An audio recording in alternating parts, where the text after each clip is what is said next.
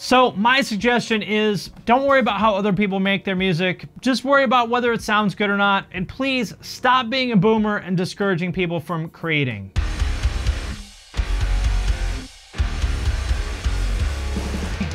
What's up, everybody? I'm Finn McKenty. This is the Punk Rock MBA, and today we are here to talk about everybody's favorite music production punching bag, autotune. People have been hating on autotune forever. I mean, at least back to like the mid 2000s, but feels like there's kind of a new wave of autotune hate coming up in the wake of this article where Usher apparently told T-Pain that he ruined music.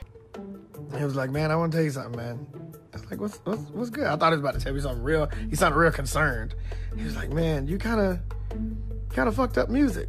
What I wanted to talk about was kind of the conversation around that article and around autotune in general, because I've seen a lot of people, especially in kind of the metal side of things, kind of echo, I think, what Usher's saying, that T-Pain effect and that autotune in general ruined music, and it was so much better back when John Lennon was beating his wife. And honestly, I'm just kind of sick of it. Autotune is not ruining music. What's ruining music is people with these kind of dogmatic boomer attitudes getting up on their high horse about autotune and 808s and what is and isn't real music. And so in this video, what I'm gonna try to do is set the record straight about autotune and drum samples and editing and all this other like production kind of stuff that people claim is ruining music. And hopefully convince you that there is nothing wrong with using autotune or 808s or anything else that you want to use to bring your musical ideas to life. But first, I want to thank Epic Loot for sponsoring this video.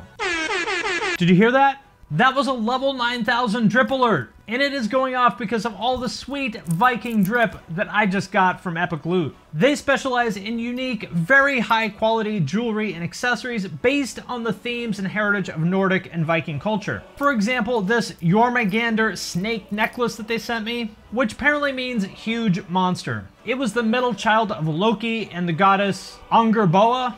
And this Fenrir wolf bracelet. And Fenrir is often used to symbolize things like power, strength, destiny, and all that other kind of stuff that they write power metal songs about. And I have to say, after getting this stuff in the mail, it is sincerely really nice, high quality stuff. This is all stainless steel stuff with a lot of nice little subtle details there that make it feel really elevated and high quality. And my father is actually from Norway, so I feel like by putting this stuff on, I'm activating the inner Viking that I never knew I had inside me. So if that sounds cool to you and you want to pick up some of this stuff for yourself, then just go to epiclootshop.com or hit the link in the description of this video. So first of all, let's just talk about what exactly autotune is, because I think that there's a lot of people who don't really understand this. Autotune is a plugin. It's a piece of software that you can load into Pro Tools or Cubase or Logic or whatever else it is that you use to make your music. And what that plugin does is corrects errors in timing or pitch. You load it into autotune and it shows you this graph of the waveform of the audio, and you can just kind of drag and drop and move things around back and forth in time or up and down in pitch. It's an awesome piece of software, and it is used in pretty much every single recording of the last 15 or 20 years. And there's really kind of two ways that it can be used. The first is what I talked about, to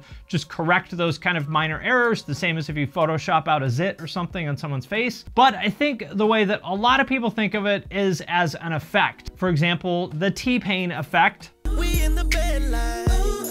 So the first criticism that you'll hear in autotune is that it's cheating, that this is something that people who can't sing use to cover up for the fact that they have no talent, and so they have to resort to these like studio tricks to make their music. Like that one guy who went like semi-viral being an asshole to Demi Lovato on America's Got Talent or whatever. A lot of people work really, really hard for their dreams, but it's not meant for everybody. That's why you use autotune and I don't. He would be a good example of what I'm talking about here, because he is talking to Demi Lovato, who is one of the absolute best singers in pop. Demi is a god tier singer, and I assure you that although they may use autotune in the studio, Demi can sing better without autotune than me or 99.9% of people watching this video could with all the effects in the world. Autotune is not going to make you a good singer if you aren't already. Now, there certainly are some times in which it is used in the way that this guy thinks of it, to turn someone with zero vocal ability into like kind of an okay sort of passable singer, but does that really work? For example, listen to the original version of Friday by Rebecca Black. Friday, Friday, gotta get down on Friday.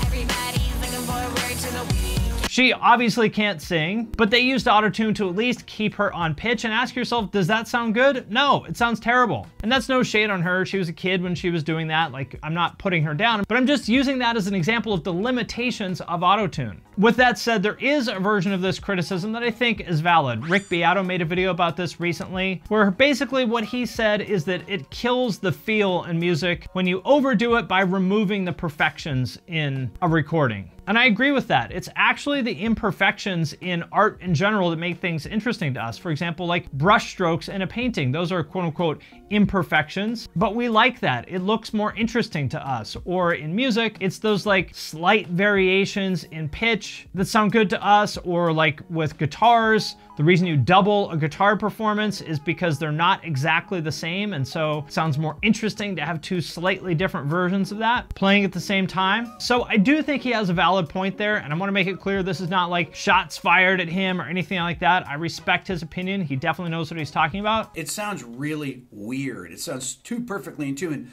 and it makes it sound small. Listen again.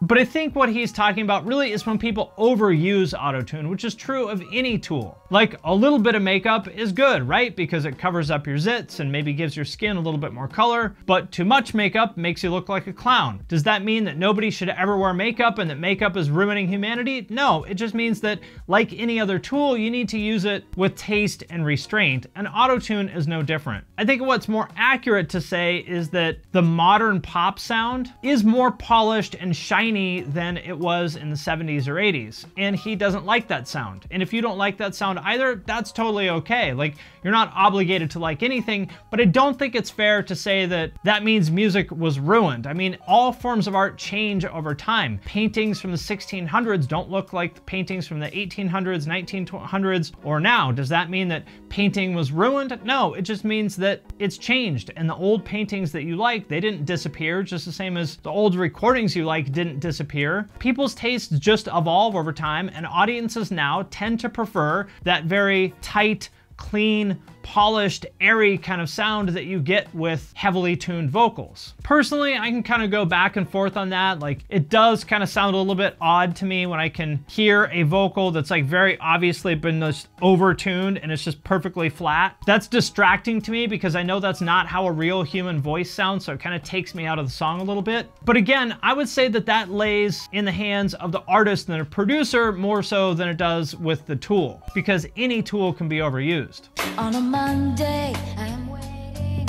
Tuesday, I am fading. Which brings me to my second point. Let's say that autotune is cheating and it's fake and it's terrible. Well, I hate to break it to you, but these days, just about every aspect of recorded music is quote unquote fake. For one, 99.9% of music that you listen to has autotune on it, even if it's extreme metal or whatever. Like, anytime there's any sort of like clean vocal, or sometimes even people autotune guitars or bass, that does happen. Certainly any kind of like pop or, you know, vocal music, like people are going to tune their vocals, and the reason why is because why wouldn't you? Like, just same as, let's say you show up for a photo shoot and you got a big zit on your nose. Wouldn't you have the photographer Photoshop that out? And the same is true of music. Like, let's say you just did an amazing vocal take. Everything about it was perfect, except there was just this one part of one line of the song where you were like a couple cents sharp, and it stands out a little bit. And no matter how many times you tried to redo the version of that song, it just didn't quite feel right. And you just keep going back to that original take. Wouldn't you have the producer just nudge that down a little bit and fix the pitch? Of course you would. Everybody would. Why would you ever choose to put out a piece of work that's not the best it could be? And if somebody uses autotune, that doesn't mean that they're a bad singer. It just means that they are a singer because, like I said, literally everybody uses tuning to some extent. Another thing to note is that you can't necessarily take an artist's word for that because they're not the producer, so they don't necessarily even know what happened in the session. Like, some artists may say, you know, we didn't use autotune on this album at all, or we didn't use any drum samples, or they didn't edit this at all. Well, that may be what they believe, but it's probably not true because they're not sitting there in the session the whole time. They don't know whether the producer like tuned the vocal a couple cents or whether there's a few drum samples here and there. Only the mixer knows that. And one of the kind of dirty little secrets of music is that there's lots of things that happen in the studio during the mixing process that the artist doesn't necessarily know about. For example, I know quite a few examples of, you know, relatively popular popular metal bands where they came into the studio unprepared and maybe couldn't play their parts very well. And so the producer was just like, you know what, let's just call it a day. We'll try again tomorrow. And then they left and the producer re-recorded all their stuff and didn't necessarily tell them. I'm not saying that that's the right thing to do or that it's great, but it does happen, especially when people are on a tight timeline and the record's got to get done and it's clear the artist just can't do it. And along the same lines, I think it's interesting how people have started to use autotune as a writing tool. For example, I remember talking to Chris Crummett, who is a producer that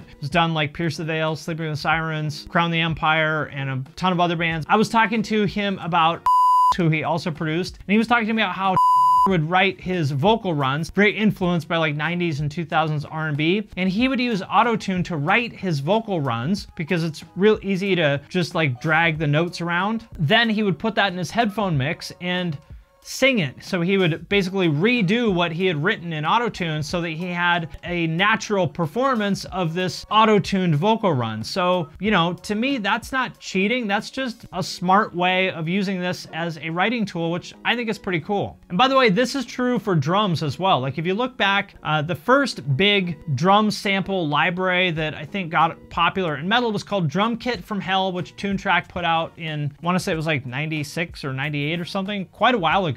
Meshuggah made it popular. I forget the name of the album that they used it on, but ever since then, people thought that this is what drums were supposed to sound like, especially after people like Misha Mansour made it popular. Like now, when kids start playing drums, they play in a style that kind of sounds programmed because they grew up listening to all these bands, these metal bands with programmed drums. And so to them, that's what drums are supposed to sound like. And you can hear a huge difference in how people played in, say, the 2000s versus the 90s, before and after programmed drums. Again, is this a good thing or a bad thing? You know, I think it's neither one. I think it's just an evolution. It's a reflection of how the tools shape our creative process.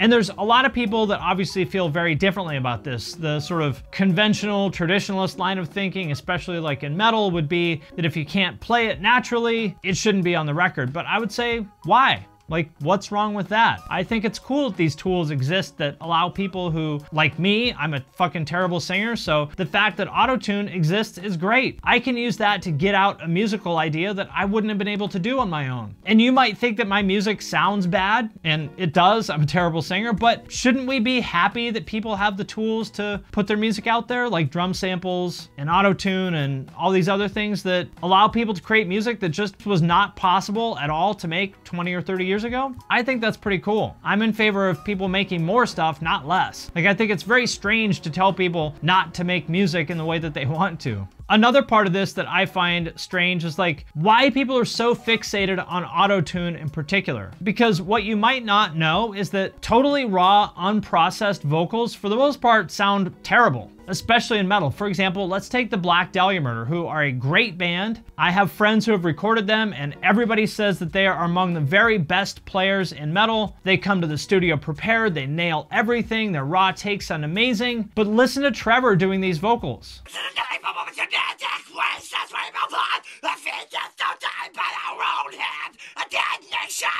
It sounds dumb, and that's not because Trevor sucks, he's great. It's because raw, unprocessed vocals sound stupid. The reason that they sound good in the mix is because they have been very heavily processed. It takes a lot of processing to make vocals sound what most people would consider good. So they've got compression, EQ, reverb, and delay on them most likely. They've probably been edited, they've probably been comped together out of multiple takes. Like I said, everything is fake in music. Like, a recording is just that. It's not a live performance, it's something different. Now, there are some recordings that are more live than others, and maybe you like the sound of those better, but still, everything has been processed. Like, why is distortion on guitars okay, but auto-tune on vocals isn't? Like, both of them are artificial processing that changes the sound of this thing the way it normally would be. Now, by all means, if you want to be like an old school purist and you don't want to use any auto-tune or editing or samples or whatever, like, do what you want. I'm not saying that everybody should jump on board with auto-tune. Like, it's your music. I encourage you to do it however you want, but I will say